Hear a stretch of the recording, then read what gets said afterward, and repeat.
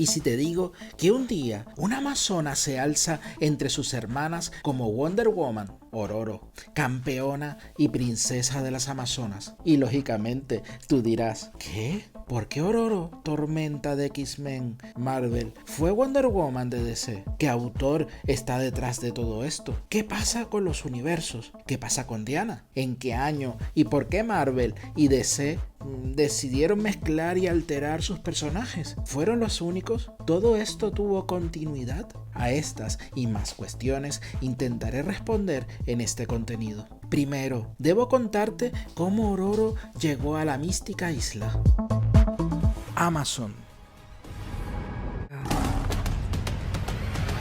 Soy Alex Santiago y esto es Oculto en Themyscira.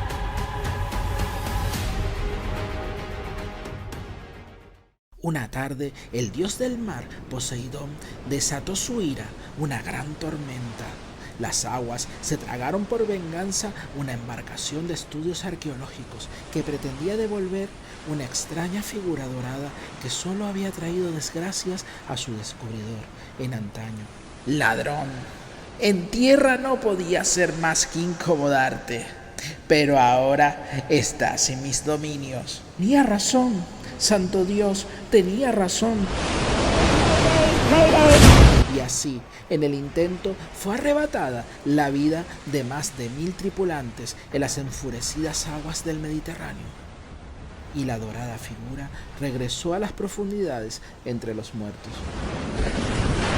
Una mujer valiente que observaba el hundimiento decidió adentrarse en las aguas bravas. Ella escuchaba una misteriosa voz en su mente, la voz inconsolable de una niña que inocente vio morir a sus padres y que ahora luchaba por vivir. Esta intrépida mujer de atributos sobrehumanos la salvó. Ella no era otra que Hipólita, reina de las Amazonas. La pequeña despertó el instinto maternal de la honorable reina, que decidió adoptarla como hija. La niña llevaba una pulsera en su muñeca con una peculiar palabra, Ororo, nombre de origen africano que significa belleza. Compartiendo así la nueva princesa Ororo y la princesa Diana la sucesión del trono amazónico. Las dos niñas son instruidas y criadas como iguales hasta que las típicas rivalidades y peleas de las dos únicas adolescentes en la isla hacen que Diana le eche en cara a Ororo que realmente no son hermanas, sacando a la luz el verdadero origen de la humana mutante. Pocos años después, y en paz con su hermana, la princesa Ororo, cuando Diana se encuentra fuera de la isla, presumiblemente en un torneo entre amazonas, gana el título de Wonder Woman. Y digo presumiblemente porque dicho torneo nunca fue descrito ni descrito por el autor. En cambio, aparecen de la nada dos páginas recreadas en Luisiana, hogar actual de Ororo, donde aparece una Diana malherida buscando a una Ororo ausente. Todo termina con una Diana desplomada delante de dos mujeres desconocidas. Y todo esto hace que me pregunte, ¿qué le pasó? ¿De dónde viene? ¿Qué relación tienen estas dos mujeres con Ororo? ¿Qué sucede después? Desgraciadamente no puedo responder, no lo sé. Nunca se explicó. Dicho esto, volvamos a la historia.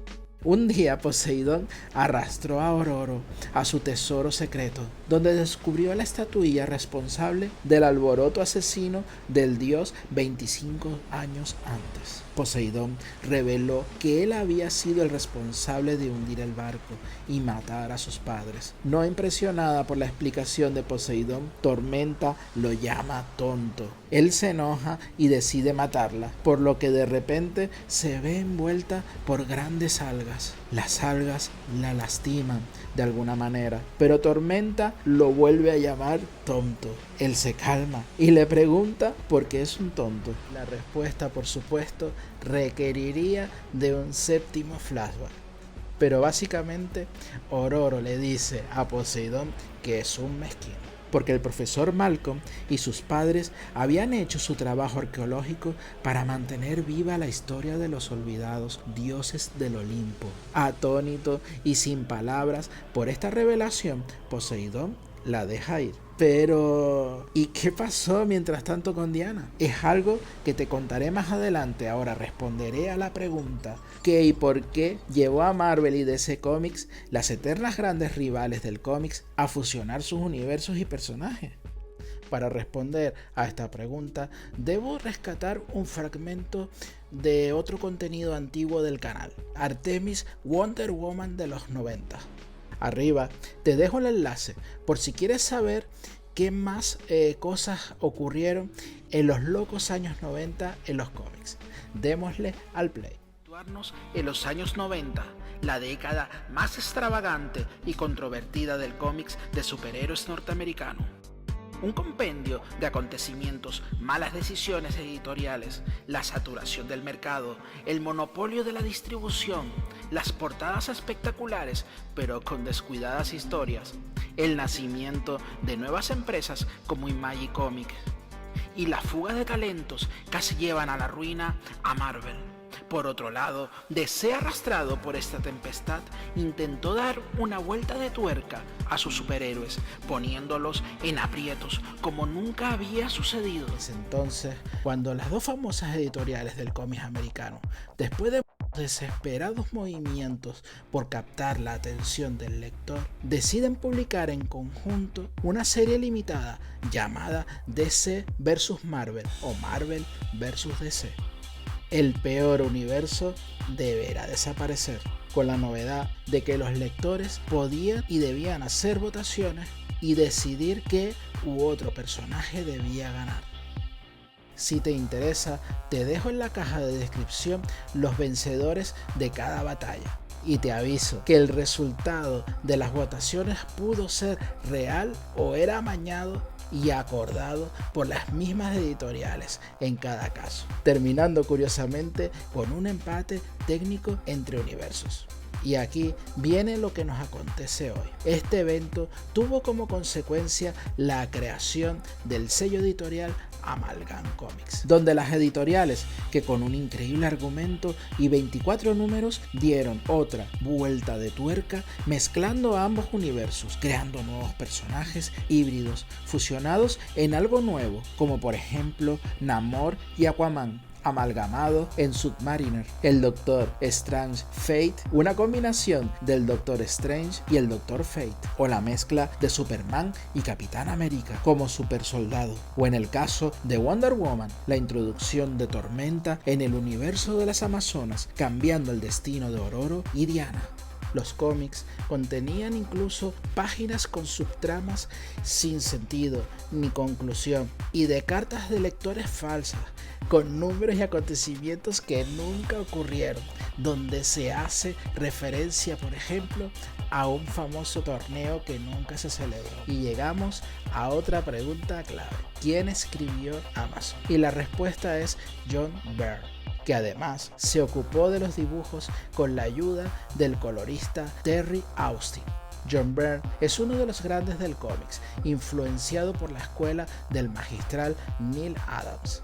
Su exitosa incursión en X-Men de los 70 junto a Chris Claremont la convirtió en una de las series más vendidas, donde uno de sus personajes principales era Tormenta, creada en 1975, que dada su popularidad e importancia es considerada la primera heroína afro de Marvel y el cómics americano en general, aunque esta afirmación es discutible, ya que Nubia, la poderosa hermana afro de Wonder Woman, apareció en 1973 y la olvidada Spider-Woman Valerie, la bibliotecaria, en 1974.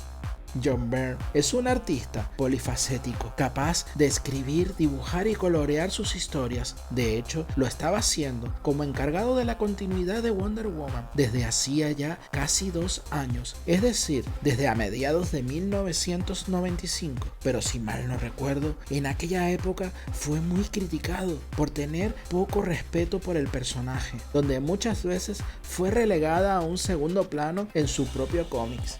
En entrevistas dada. En ese momento dijo que su objetivo era restaurar a Wonder Woman como una potencia del universo DC. Pero yo le preguntaría, ¿qué Wonder Woman? Porque no le tembló el pulso para torturarla, mutilarla y matar a Diana, reemplazándola, aunque fuera temporalmente, otorgando el título de Wonder Woman a su madre Hipólita. Y esto es una percepción personal, pero lo veo reflejado en Amazon, en este cómics, donde nos presenta a una joven Diana malcriada y a una malherida Diana adulta, en 2 páginas de subtrama y, aunque mucho me repita, sin conclusión ni aporte a la historia principal. Ororo se convirtió en Wonder Woman ya que Diana abandonó la isla mucho antes, porque el escritor John Byrne optó por el menosprecio fácil a su propio personaje, dándole un traje de rockera copiado de su antecesor Mike Deodato Jr. y William Messner Loebs. Ni siquiera se tomó su tiempo para actualizarla, porque esta historia no tenía nada que ver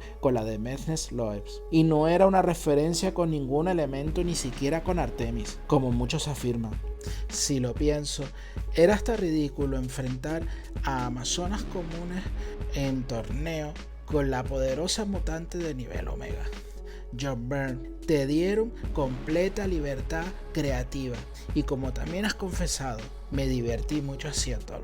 Sí, te divertiste potenciando uno de tus personajes predilectos en detrimento de Diana y sus poderes. Y me pregunto, ¿no era más adecuado mezclar a los 2 personajes y crear una nueva con lo mejor de cada una, tal y como hicieron tus compañeros en otras historias de Amalgam?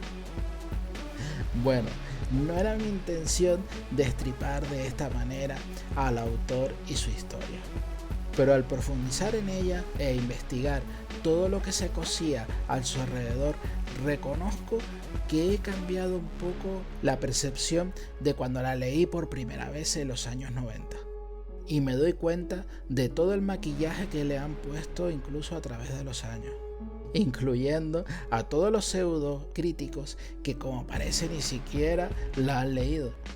Bueno, volvamos al cómics y veamos lo que finalmente pasó con Ororo, la Amazon Wonder Woman, y la marginada Diana. Ororo finalmente abandonó la isla para cumplir su destino como Wonder Woman. Aparte de sus poderes mutantes de nivel Omega que todos conocemos, hay que sumarle todas las habilidades de guerrera con o sin armas aprendidas de las Amazonas. También aprendió, gracias a estas últimas, a invocar un relámpago que usaba como lazo que al atarte infligía un gran dolor, doblegando la voluntad y obligando a decir la verdad. Ororo formó parte de la mezcla de la Liga de la Justicia y X-Men, la Liga de la Justicia X, donde se convirtió en su líder. Por su parte, Diana protagonizó una historia llamada Balas y Brazaletes, esta vez bajo la creatividad del equipo Marvel, liderado por el escritor John Ostrander y el excelente dibujante británico Gary Frank, que devolvieron algo de dignidad al personaje de Diana del universo Amalgam, donde se revela que Diana, además de tener una relación de hermana con Ororo, se despide de ella y de las Amazonas antes de cualquier torneo. Black Panther le regala unos brazaletes como pago por su valiosa ayuda.